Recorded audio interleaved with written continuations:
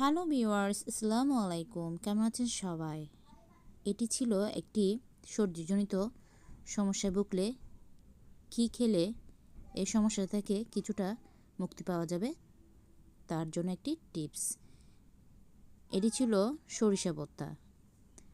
আমি অফ ক্যামেরায় খুব ভালো করে সরিষাটি ধুয়ে পাটায় পিষে নিয়েছি এবং তার সাথে অ্যাড করলাম পেঁয়াজ কুচি, ধনেপাতা কুচি এবং লবণ আর লাল মরিচ। আপনারা চাইলে শুকনো মরিচ বা কাঁচা মরিচ অ্যাড করতে পারেন, আবার সরষের তেলও অ্যাড করতে পারেন, যার যেমন পছন্দ।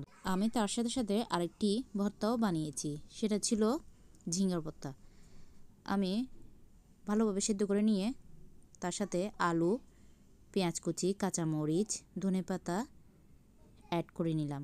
ভালোভাবে মেখে তার সাথে সরিষার তেল অ্যাড করলাম। সর্দিজনিত সমস্যায় ভুগলে ভর্তা খেতে খুব ইচ্ছে করে আমার।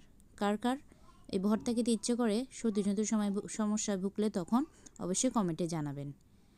আগেরকার নানি দাদিরা সর্দিজনিত সমস্যা হলে তখন সরিষা ভর্তা খেত। আমিও একটু ট্রাই করে দেখলাম এটি ঠিক কিনা। আলহামদুলিল্লাহ, আমি অনেকটাই সুস্থ হয়েছি। সবাই ভালো থাকবেন, সুস্থ থাকবেন। আল্লাহ হাফেজ।